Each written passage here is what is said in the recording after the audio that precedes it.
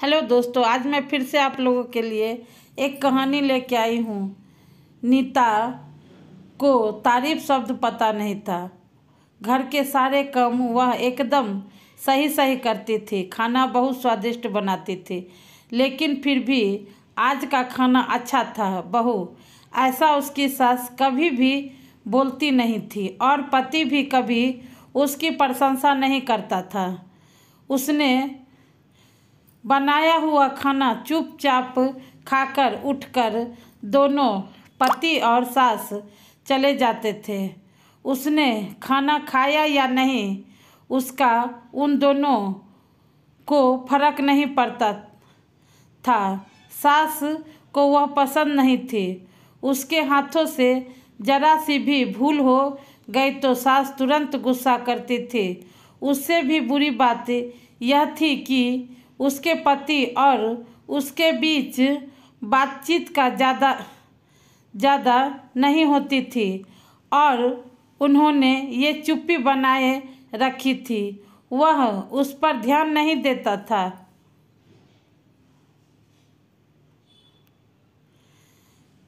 परदेश में पढ़ाई करने गया हुआ छोटा देवर मात्र समय समय पर नीता को फ़ोन करता था, पूछता था भाभी कैसी हो।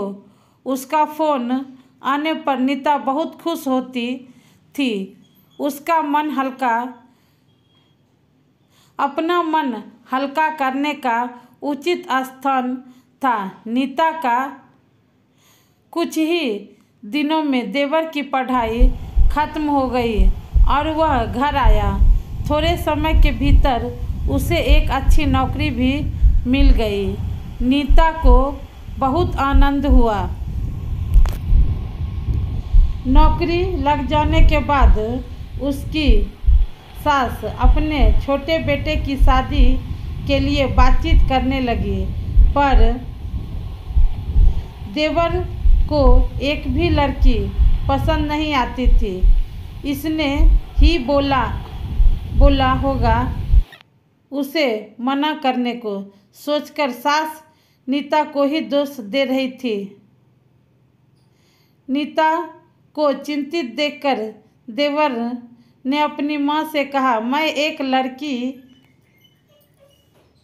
से बहुत प्यार करता हूँ, मैं उसी से शादी करूँगा। उसने जिद की। देवर जी, यह बात पहले बतानी चाहिए थी ना। नीता ने ये बात अपने पति के कान पर डाली।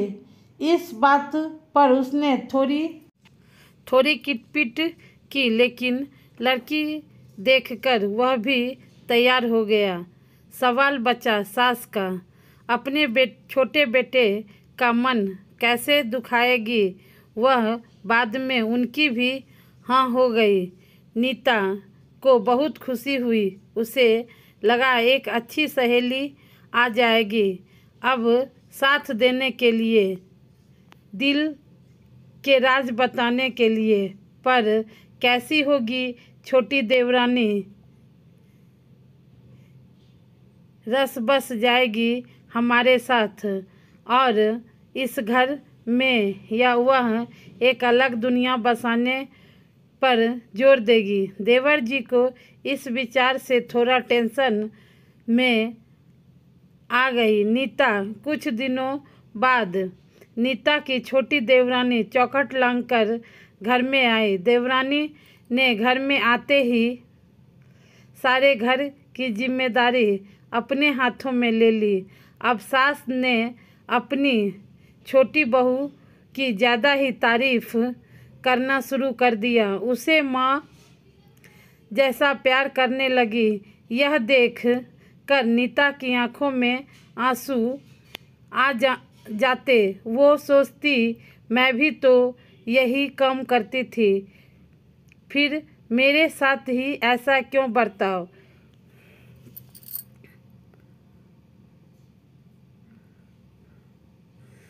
अब थोड़े दिनों बाद छोटी देवरानी पूरे घर पर राज करेगी और फिर मेरी जगह वहाँ पर कोने में होगी।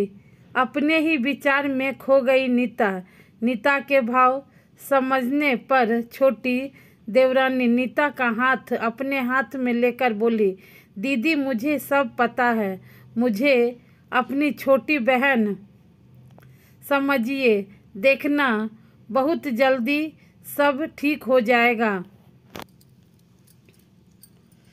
छोटी देवरानी ने पूरे घर की जिम्मेदारी तो ले ली, लेकिन कामों में कुछ न कुछ बार बार भूल करती थी। फिर देवरानी नीता के पास जाती और मदद मांगती थी। ऐसा रोज रोज होने लगा। यह देखकर सास लेकिन गुस्सा हो गई। मेरे रहते हुए वह छोटी बहू बड़ी बहू को क्यों पूछती रहती है। फिर सास भी रसोई घर में आकर चार काम शुरू करने लगी। धीरे धीरे वह छोटी बहू के साथ साथ अनजाने में बड़ी बहू से भी प्यार से बर्ताव करने लगी, प्यार से बोलने लगी, नए पदार्थ दोनों को सिखाने लगी, भूल समझकर समझाने लगी। अब सास और दोनों बहुओं में अच्छी दोस्ती होने लगी। इस वजह से बड़ी बहू का स्वभाव भी अच्छा व्यवहार करने लगा। यह देखकर छोटी बहू बहुत खुश हुई। दीदी घर पर पहले आप ही का हक था। ऐसा बोलकर छोटी बहू ने पूरी घर की जिम्मेदारी अपनी जेठानी को दे दी।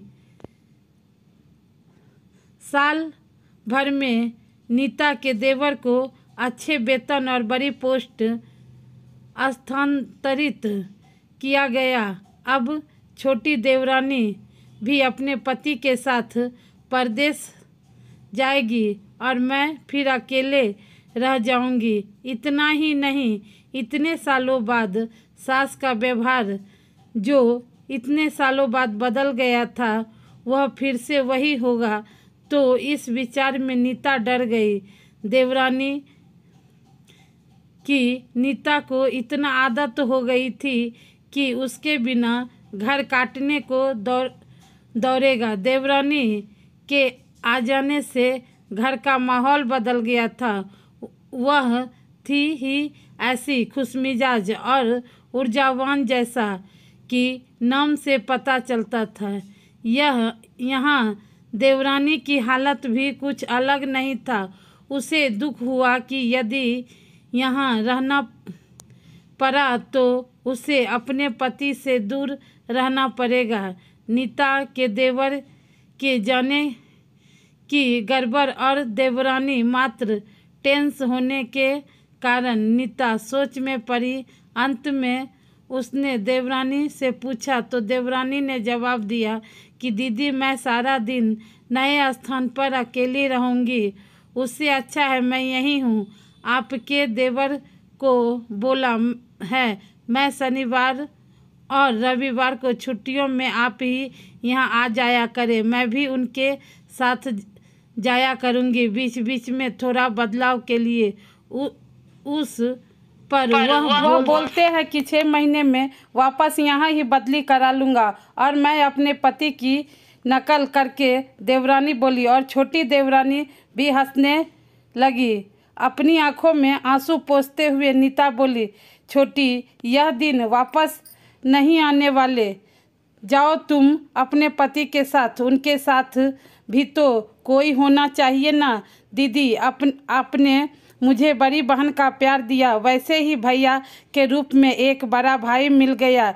यहाँ भरा हुआ संसार छोड़कर मैं कैसे जाऊँ? वहाँ अकेली का मन नहीं लगेगा। 6 महीने का तो सवाल है, वह आते रहेंगे यहाँ पर। यह सुनकर नीता ने अपनी देवरानी को खुश होकर गले लगाया। तभी देवरानी नीता को बोली, अपने पति के साथ एक अलग जीवन बिताने में समय नहीं लगता, अपने में रहकर पति की प्रतीक्षा में आनंद ही। दोस्तों, यह अलग अलग घर और ससुराल से आने वाली यह लड़कियां अपने नए घर में के लिए पता ही नहीं चलता है कि कब एक दूसरे की आदत हो जाती है। सच में देवरानी जेठानी का रिश्ता